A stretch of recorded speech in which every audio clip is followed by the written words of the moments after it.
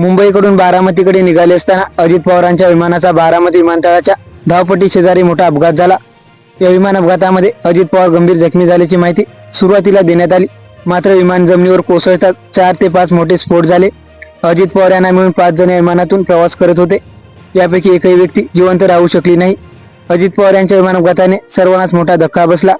तांत्रिक बिघाडाने पायलटला न आलेला अंदाज यामुळे हा विमान अपघात झाल्याचे प्राथमिक अहवालात म्हटले आहे।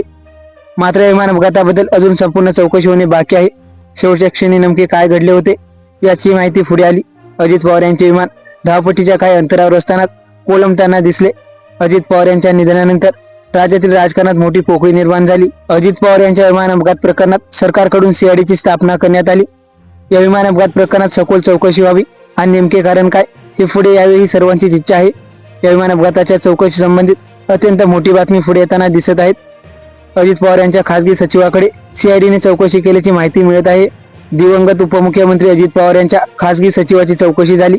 सीआयडी अधिकाऱ्यांनी खासगी सचिवाकडे अजित पवार यांच्या बारामती दौऱ्याची संपूर्ण चौकशी केली। 28 जानेवारी 2026 रोजी अजित पवार यांचा दौरा कसा होता, ते कुठे कुठे जाणार होते याबाबत सर्व माहिती घेण्यात आली।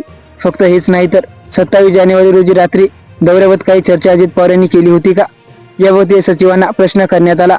28 जानेवारी रोजीच्या अजित पवार यांच्या प्रवासाचे नियोजन नक्की कोणी केले आणि काय प्लॅनिंग होते याबाबतची चौकशी करण्यात आली। सीआयडीचे अधिकारी प्रत्येक बाजूने तपास करताना दिसत आहेत। राज्यातील काही नेत्यांनी अजित पवार यांच्या विमान अपघाताबाबत मोठा संशय व्यक्त केला आहे।